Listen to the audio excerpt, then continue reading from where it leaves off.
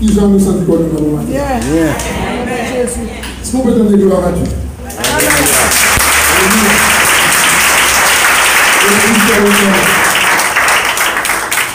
En tout cas, c'est une très belle occasion que nous avons saisie en ce matin pour donner gloire à notre Seigneur et Sauveur Jésus-Christ. Je veux encore bénir nos bien-aimés qui nous ont transportés dans ce climat d'allégresse. Comme en ce matin où Dieu... Non, bon Dieu trop bon. Regardez mon église, ça dit bon Dieu trop bon. Regardez mon église. Partout. Alléluia. En tout cas, je veux saluer tous les téléspectateurs de KMT. Vraiment que Dieu puisse encore vous fortifier, vous bénir. Vous êtes là, vous êtes avec nous. On est ensemble ce matin pour donner gloire à Dieu. Aussi les auditeurs de FM+, soyez bénis au nom de notre Seigneur et Sauveur Jésus-Christ. Comme il a été dit en préambule, le thème de notre journée, c'est mieux se connaître. Alors regarde à ta droite et à ta gauche, s'il te plaît, et dis à la personne qui est à côté de toi, d'accord, de paroles. On va rester ensemble, on va partager des choses que nous avons amenées parce que c'est ça. Mieux se connaître, c'est rester ensemble un moment. Oublier le programme, oublier la maison, oublier le jardin, oublier les choses. D'accord? Et nous centrer sur la personne de Jésus. Et autour de Jésus, il se passe des choses. Est-ce que tu peux dire à ton voisin qu'il se passe des choses autour de Jésus? Ah oui.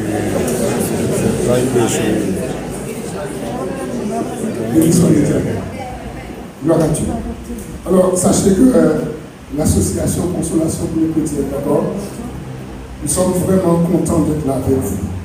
Mais ça va au fond du cœur, que Dieu puisse nous faire du bien. Il a l'habitude par son Saint-Esprit de chuchoter des choses à l'oreille. Et pendant ce moment, il va vous dire des choses. Il va vous parler. Soyez attentifs par rapport à ce que Dieu va vous dire. Le thème, comme on l'a dit, c'est mieux se connaître. Il y a une histoire vraie. Un couple marié. Une dame, elle est sûre. Vous savez, maintenant, lorsqu'on parle de couple marié, il faut faire très attention. Il faut dire et rappeler qu'il s'agit d'un homme et d'une femme. Parce que nous savons qu'aujourd'hui, lorsqu'on parle du mariage, il y a tellement de choses qui se passent tout autour. Mais ce n'est pas le sujet de mon message en ce matin. Un monsieur et une dame, depuis quelques bonnes années, ils sont mariés, ils se connaissent enfin, ils se connaissent. Et vous allez comprendre l'histoire, c'est une histoire vraie. Une femme qui connaît Jésus, une femme convertie, à un moment dans sa vie, elle a connu le Seigneur Jésus et elle a Jésus dans son cœur. Mais le mari, c'est un homme qui vit sa vie. Mais c'est un homme qui aime sa femme. Alors il fait tout ce qui est à son pouvoir pour aider cette femme, pour apporter des choses à la maison. Mais il est dit qu'un jour, cet homme, il sera incarcéré. Cet homme, il va tomber en prison, comme nous disons dans notre langage. Et pourtant, c'était un homme assez charmant. Mais cet homme avait deux visages. En fait, il est tombé en prison parce qu'il a fait des choses. Il a volé, il a braqué, enfin, il a fait des choses. Mais finalement, il a demandé à son épouse de ne pas venir le visiter. Il ne veut pas le visiter. Et il a dit à son épouse, ignore-moi, oublie-moi, efface mon nom. Parce qu'en fait, cet homme, il avait honte. Parce que jusque-là, il a joué son jeu. Il a su cacher le personnage.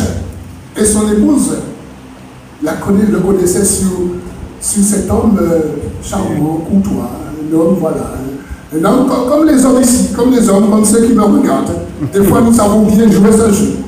Nous montrons une face de nous et nous cachons une autre face, un autre personnage. Mais vous savez, tôt ou tard, un jour, le rideau tombe. Il y a un petit proverbe qui a dit 100 ans pour voler, un jour pour mettre là. Ça veut dire qu'un jour d'arriver et puis mettre là, il a mis toutes ses affaires au dehors. Alors pour conclure notre histoire, cet homme va demander à sa femme, oublie-moi jamais. Et vous savez, quand vous connaissez Jésus, vous avez une autre manière de voir les choses, une autre manière d'interpréter les choses, une autre manière d'agir et de réagir. Cette femme, elle va tomber à genoux. Et elle va demander au Seigneur de toucher le cœur de son mari qui est incarcéré et de changer la vision de cet homme. Je vous assure, Dieu est grand. Amen. Dieu a exaucé, Dieu a répondu. Finalement, cette femme, on va l'appeler Martine. Martine, elle va voir son époux. Et cet homme qui joue au caïd, qui joue au rebelle, qui joue au dur, comme nous les hommes, des fois, nous sommes une grosse carapace. Regardez, on me dit, mon Dieu, ça a brisé toute carapace. Fais vite. Finalement, mon frère, ma soeur, cher ami, lorsque Martine il va voir son époux, le gars il va fondre en larmes.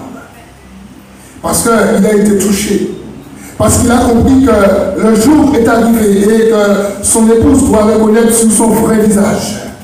Et voici cet homme qui va confesser, il va dire, chérie, tu sais, l'homme que tu as épousé depuis quelques années, tu ne connais pas cet homme. J'ai joué jusqu'à ce jour. Je t'ai montré une facette de cet homme, un personnage de cet homme. Mais l'homme que tu as épousé, tu ne le connais pas. L'homme que tu as épousé, c'est un criminel, c'est un braqueur, c'est un voleur, c'est un menteur, c'est un hypocrite. Il va ajouter, je ne suis pas digne de toi. Vous savez, lorsque vous lisez 1 Corinthiens 13, le verset 7, il est dit que l'amour comprend tout. L'amour excuse tout. L'amour pardonne tout. L'amour supporte tout. Et cette femme, Martine, elle avait compris le message. Parce qu'elle avait vraiment Jésus dans son cœur. Et cet homme, il va tomber à la renverse. Vous savez, dans notre histoire, frères et sœurs, ce qui est extraordinaire, il a fallu que cet homme soit incarcéré pour qu'il connaisse sa femme, pour qu'il connaisse l'amour de sa femme, pour qu'il connaisse la profondeur de l'amour de sa femme. Parce que Martine dira, chérie, tu sais, je ne t'ai pas épousé pour toi. Je ne t'ai pas épousé pour ton langage. Je ne t'ai pas épousé pour ta position sociale. Je ne t'ai pas épousé pour ce que tu représentes. Je t'ai épousé parce que je t'aime toi. Toi le menteur, toi le voleur, toi le criminel, je t'aime. Est-ce que quelqu'un m'entend ce matin? Amen. C'est ça l'amour. Et il a fallu que cet homme soit en prison pour qu'il sache quelle femme qu'il avait épousée. Et il a fallu que cette femme aussi connaisse le menteur et le voleur. Peut-être que dans la salle où derrière le camp, celui qui nous regarde, peut-être que chez toi, il y a un menteur. Peut-être que chez toi, il y a un voleur. Peut-être que dans ton cœur, il y a un hypocrite. Notre thème, c'est mieux se connaître. Vous savez, un jour, le rideau tombe. Un jour, il y a une situation qui fait que il faut que nous montrions notre vrai visage. Est-ce que nous pouvons couper la tête et on va prier? Seigneur, c'est dans le nom de Jésus que nous venons à toi en ce matin. Et nous croyons que tu es la personne qu'il nous faut. La personne pour nous dévoiler notre vrai visage. La vraie personne qui est enfouie en nous. La vraie personne qui est cachée en nous. Cette personne qui, des fois, nous avons... Oh Seigneur, nous t'en supplions ce matin. Parle-nous comme tu nous as jamais parlé. Et puisses-tu, par ton Saint-Esprit, faire tomber les rideaux, faire tomber les masques. Dans le nom puissant de Jésus-Christ de Nazareth. Et pour la gloire de Dieu. Amen. Amen. Vous savez que cette histoire est vraie. Et quand cet homme, quand il a été libéré, voilà un couple qui se connaît. Voilà un couple qui s'aime. Voilà un homme qui connaît Jésus. Voilà un homme qui s'est converti à Jésus. Et voilà un homme qui n'a pas peur de donner son témoignage. Comment il a joué? Comment il a joué avec Dieu? Comment il a joué avec sa femme? Comment il a joué avec sa vie? Comment il a joué? Mais comment Dieu l'a rattrapé? Est-ce que tu peux regarder ton voisin et lui dire, Dieu va te rattraper? Oh Jésus. Oh Jésus. Notre réflexion ce matin, c'est autour d'une femme. Elle s'appelle la femme samaritaine. Jean, le chapitre 4. Et c'est cette femme, elle va nous permettre de voir notre vraie personne. Si ça a déjà été fait, gloire à Dieu. Mais si jusqu'à ce matin, tu as joué sur deux personnages, c'est le moment de mieux te connaître. C'est le moment de te révéler. Parce qu'en fait, c'est une occasion que Dieu permet en ce matin pour que les vrais visages soient vus. Au gloire à Dieu. Jean, le chapitre 4. Merci Seigneur. Et nous lirons quelques versets de cette femme samaritaine. Et je vais lire à partir du verset 4. Il est dit comme il fallait qu'il passe par la Samarie. On parle ici de Jésus. Verset 5. Il arriva dans une ville de Samarie nommée Sychar. Alors je pense que vous avez pris vos Bibles. Vous avez ouvert vos Bibles. Et comme j'aime à dire, chacun doit avoir son assiette. La parole de Dieu, c'est la nourriture. C'est important. Chacun doit avoir sa Bible. Alléluia. Au verset 6, il est dit, là se trouvait le puits de Jacob. Jésus, fatigué du voyage, assis sur le bord du puits. C'était environ la 6e heure. Une femme de Samarie vint puiser de l'eau. Jésus lui dit, donne-moi à boire. Car ces disciples étaient allés à la ville pour acheter des vivres. La femme samaritaine lui dit, comment toi qui es juif, me demandes-tu à boire? À moi qui suis une femme samaritaine. Les juifs, en effet, n'ont pas de relation avec les samaritains.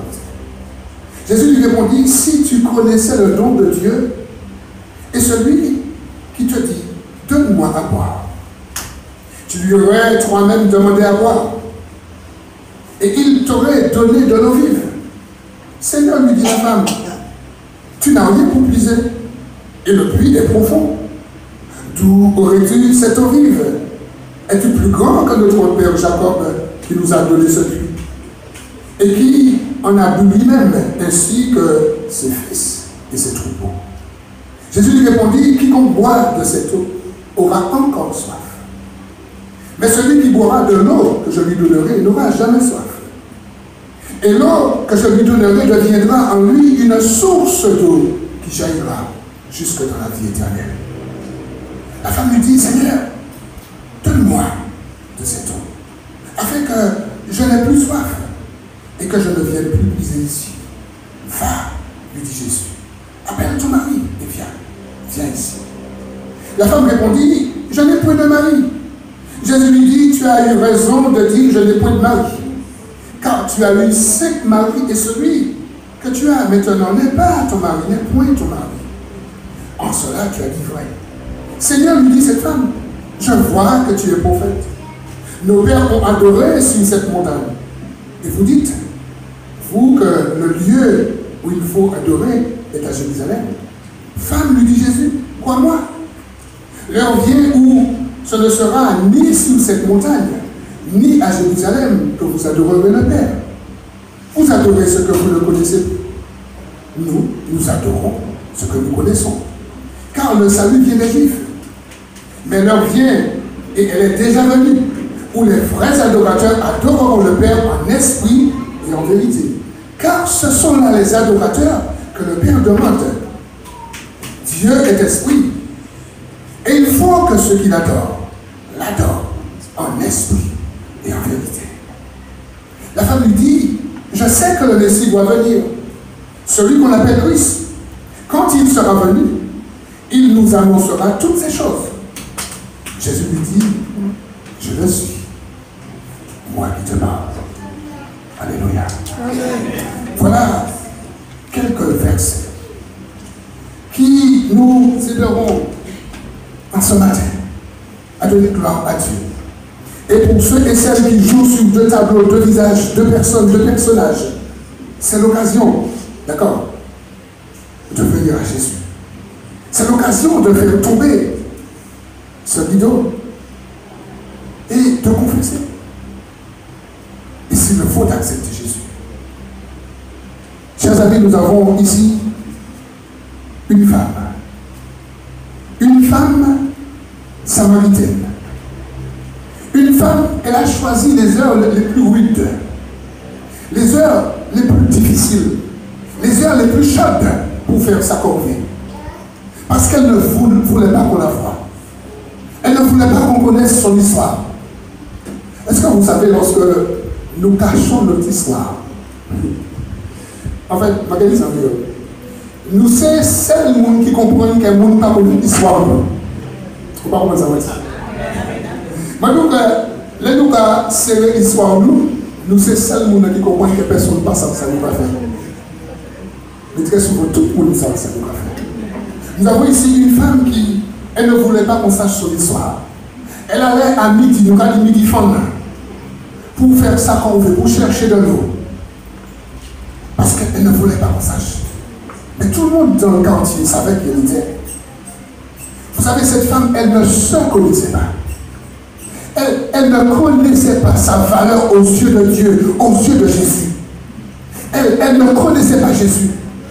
Elle ne connaissait pas le don de Dieu. Elle ne savait pas de quelle eau il lui fallait. Et pourtant, elle avait soif. Elle allait dans ce puits. Mais elle ne trouvait pas l'eau vive. Parce qu'elle ne connaissait pas Jésus. Est-ce que vous savez que dans nos foyers, dans nos entreprises, dans nos églises, il y a des personnes comme cette femme samaritaine. Des personnes qui ne se connaissent pas. Vous savez, il y a une bien-aimée qui m'a raconté une histoire. Ça se passe à la Martinique. Elle avait un différend avec une sœur. Et par ce différend, je vais faire court, elle a compris que cette sœur en question, ça faisait 9 ans qu'elle fréquentait cette église. Et cette bien-aimée, ça faisait 9 ans qu'elle fréquentait l'église. Ça se passe à la Martinique. Elle ne se connaissait pas. Et il a fallu qu'il y ait un différend entre ces deux sœurs pour qu'elles puissent faire connaissance. Ah bon? Ça fait 9 ans que tu es là? Moi aussi. Quelle honte. Quelle honte pour nous chrétiens. Que nous puissions être dans une église, nous assembler les dimanches, et ne pas connaître notre frère, notre soeur. Quelle honte pour nous. Peut-être pas pour vous, mais pour moi c'est une honte. Il est très important pour nous de prendre le temps de rencontrer mon frère, ma soeur. Vous savez, très souvent, après le culte, nous sommes pressés. Parce qu'il y a un rendez-vous, parce qu'il faut manger, parce qu'il faut faire ci, parce qu'il faut faire ça.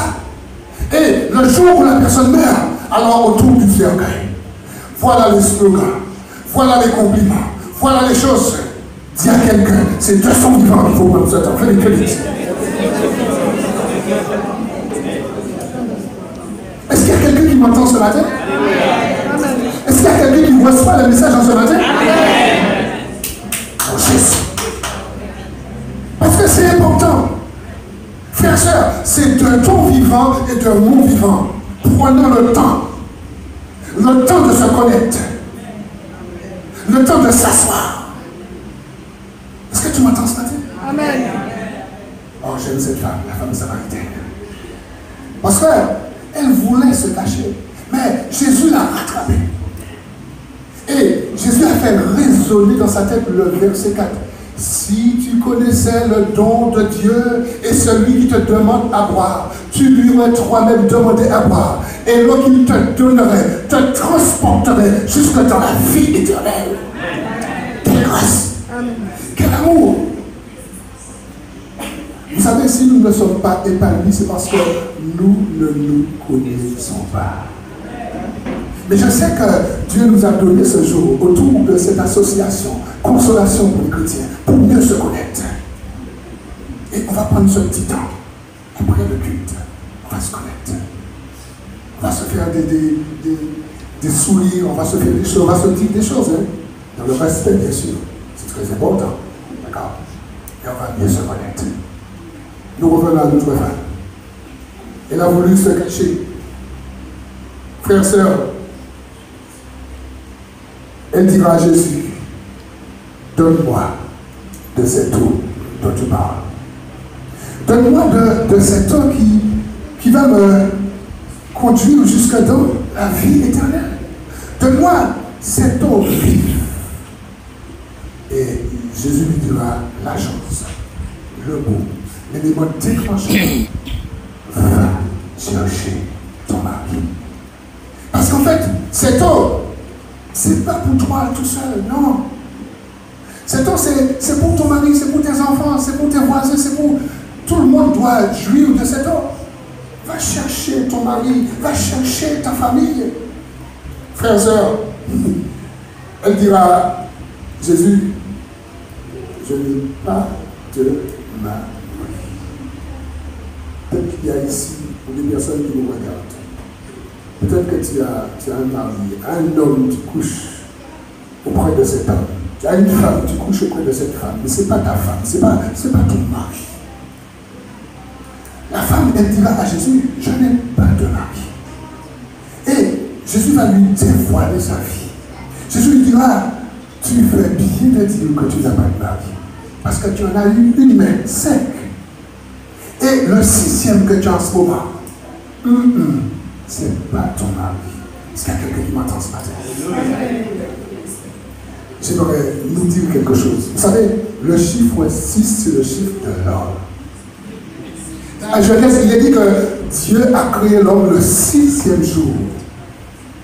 Et celui qui vient contre Jésus, l'Antichrist, 666. Et nous pouvons mettre autant de 6 que nous voulons, il n'atteindra jamais le chiffre 7. Parce que le chiffre 7, c'est le chiffre de Dieu. Amen. Jésus va lui dire, tu as eu 7 maris. Le 6e, c'est pas ton mari. Mes frères, la bonne nouvelle, c'est que le 7e homme arrive. As-tu ce 7e homme dans ta vie? Parce qu'en fait, Jésus, c'est le 7e homme. L'homme parfait, l'homme des hommes. As-tu cet homme dans ta vie? Il te faut de cet homme. Monsieur, madame, il vous faut de cet homme. Le 7e homme, l'homme parfait, l'homme des hommes, la star des stars. Il s'appelle comment? Jésus. Et voilà la femme samaritaine. Voilà Jésus qui fait son entrée. Porte et levez vos linteaux, afin que le roi de gloire fasse son entrée. Qui est ce roi de gloire? L'Éternel des armées, l'Éternel fort, l'Éternel puissant. Oh. Amen, amen. Alléluia. Le 7e homme, il veut faire son entrée dans ta vie. As-tu ce 7e homme dans ta vie? L'homme parfait.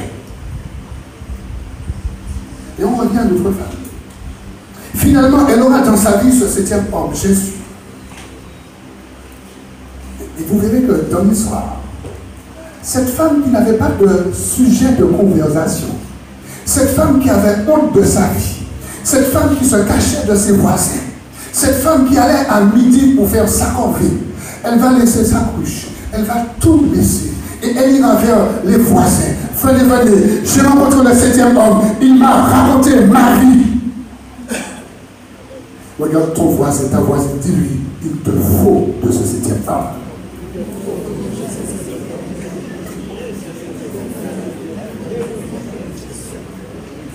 Et si en ce matin, si tu n'as pas ce 7e homme, Jésus-Christ de Nazareth, c'est l'heure de le connaître. Pour que tu le fasses connaître. Parce que notre femme ici, vous avez vu, lorsqu'elle a rencontré cet homme, Jésus, elle va évangéliser, elle va dire, venez, parce que j'ai un homme dans ma vie. Je me souviens, moi qui vous parle, moi aussi j'étais comme cette femme. Je n'avais peut-être pas, ce copain, il y en avait peut-être plus, je n'en sais rien, ça c'est de la vieille histoire. Mais n'empêche, j'étais à l'image de cette femme. Mais lorsque j'ai rencontré ce 7e homme, Jésus-Christ de Nazareth, quand il est entré dans ma vie, toutes les femmes, les filles, elles sont parties. Non, faut le dire fort. Non, faut le dire fort. En nous voyant la main, faut le dire fort. Lorsque Jésus, quand il entre dans ta vie, la drogue, l'alcool, le mensonge, la double vie, les choses qui ne glorifient pas Dieu, ces choses volent en éclat. Parce que le 7e homme, il est pur. Il est pur. Il est 3 fois saint. Il ne vit pas dans le mensonge. Il ne vit pas dans la dualité. Ouais, ce 7e homme, Jésus-Christ de Nazareth. Peut-être que tu es venu en ce matin, peut-être que tu me regardes dans l'écran, d'accord, dans ta vie avec toutes ces choses. Mais en ce matin, il faut que tu te connaisses. Jésus veut te connaître. Et Jésus veut que tu te connaisses. Amen. Est-ce que ça va? Amen. Est-ce que ça va? Alléluia.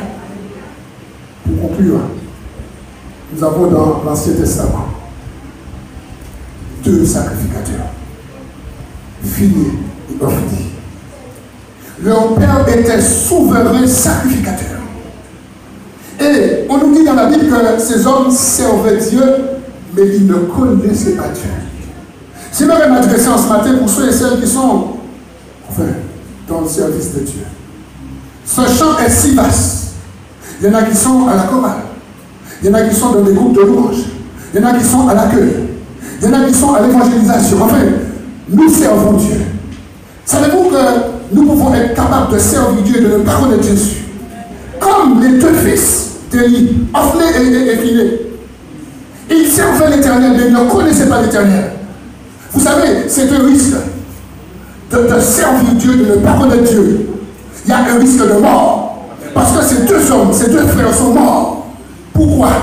Parce qu'ils servaient l'Éternel sans connaître l'Éternel. Vous savez, lorsque vous servez l'Éternel sans connaître l'Éternel, vous faites n'importe quoi.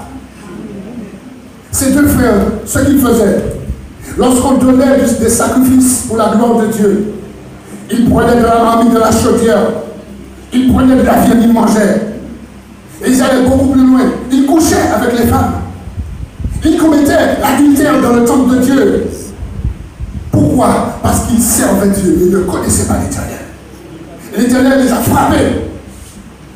Et s'il y a quelqu'un dans cette salle ou qui nous regarde, et si tu prends le risque de servir Dieu sans le connaître, regardez mon église, attention. Oui.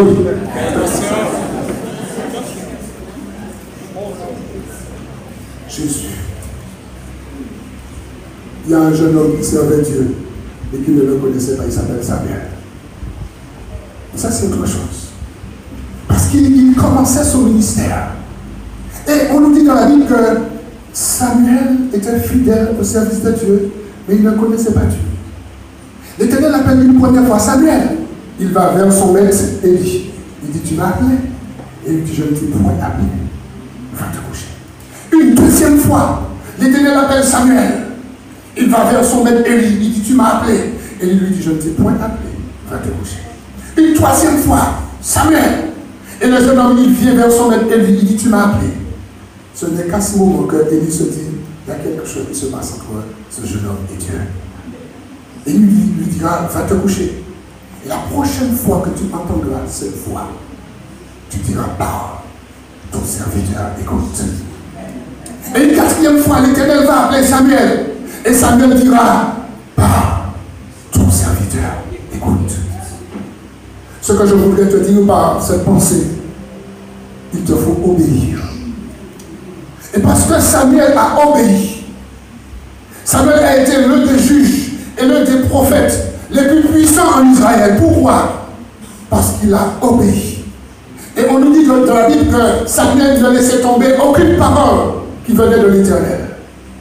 Et j'aimerais te dire en ce matin, j'aimerais nous dire en ce matin, si tu veux du succès dans ta vie, si tu veux que la médiocrité soit ôtée dans ta vie, il faut que tu obéisses à la parole de Dieu. C'est très important. Je t'assure, je ne te mens pas, c'est la vérité. Et il y a quelqu'un qui nous écoute, il y a quelqu'un qui nous regarde. Ça fait quelques années que tu sers Dieu, mais tu le sers dans l'adultère, tu le sers dans le mensonge, tu auras des problèmes avec Dieu. Tu ne peux pas servir Dieu. Est-ce qu'il y a quelqu'un qui m'écoute?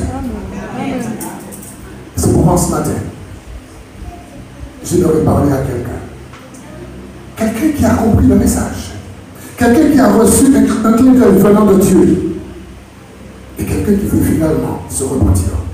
C'est important. Et tu sais, c'est une joie ce matin. C'est une joie ce matin d'entendre un message.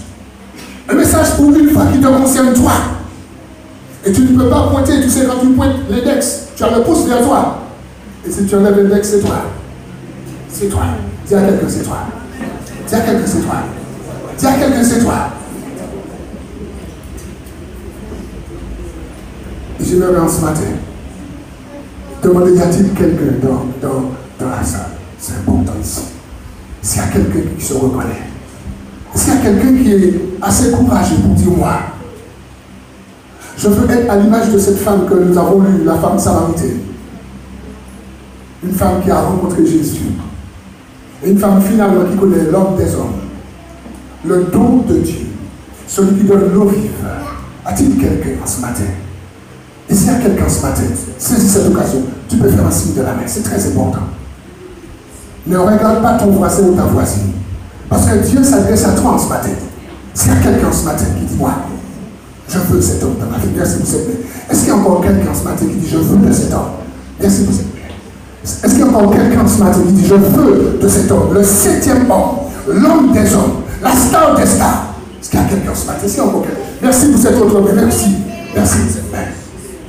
Et nous allons poursuivre le moment. Je vais demander aux bien-aimés de rester dans cet esprit de consécration de prière. Les personnes qui ont levé leur main, venez jusqu'ici, c'est très important.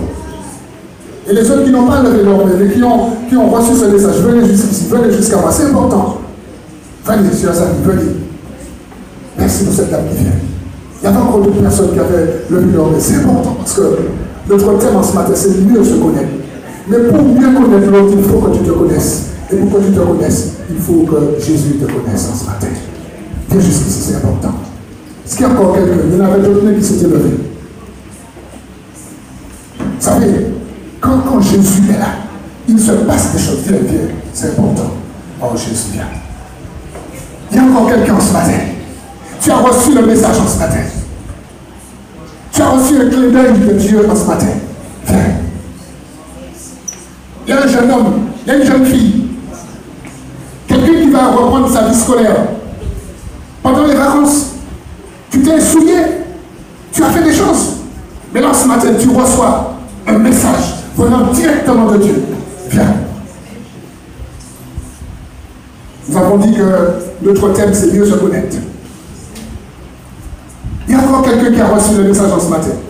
Peut-être que tu es baptisé, tu es converti. Mais en ce matin, le Seigneur t'a parlé. Tu as reçu quelque chose. Viens.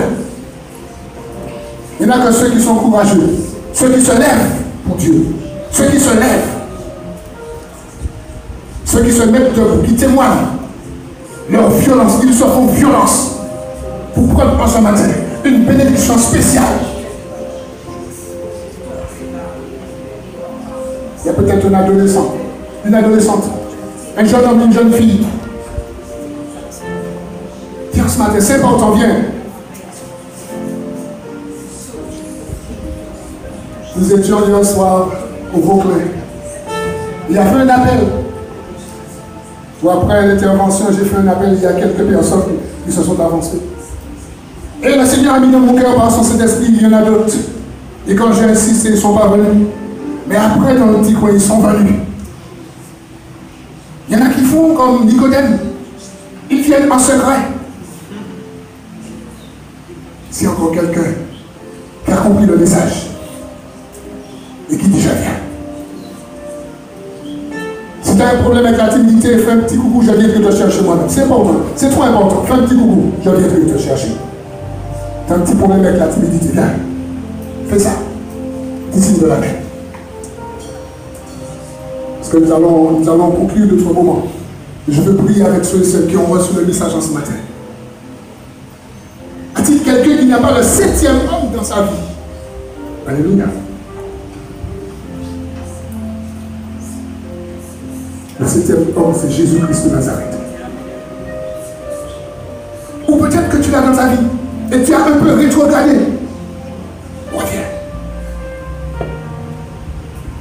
Ça va? Ça va? Oh Jésus. On va tous se mettre debout. On va interpréter quelque chose et après je vais prier avec nos amis. Et on va conclure le trois moments. Merci pour cette personne qui s'est avancée. Et pendant qu'on interprète ce chant tout doux, cette musique, je vais demander à ceux et celles qui ont reçu l'appel. Approche-toi. Viens encore, c'est important. Alléluia. Oh Jésus. Oh Jésus. Oh Jésus.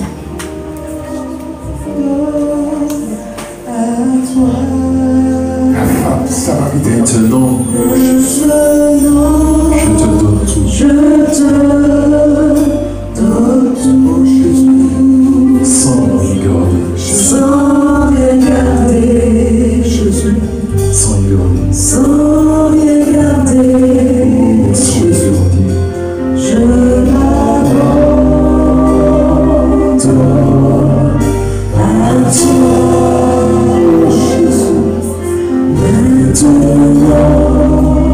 Je te donne tout.